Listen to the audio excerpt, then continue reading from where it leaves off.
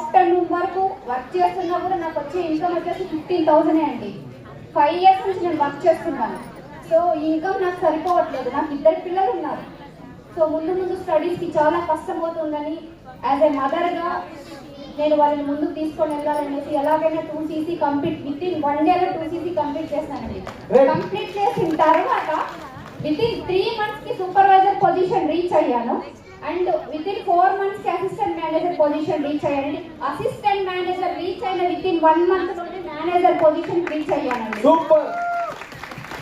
Yeah claps. Next with in నా కింద ఇంకొక అమ్మాయి మేనేజర్ అవ్వడానికి రెడీ ఉందండి. నా నెక్స్ట్ గోల్ వచ్చేసి senior manager and top line achievement కొట్టాలి అని.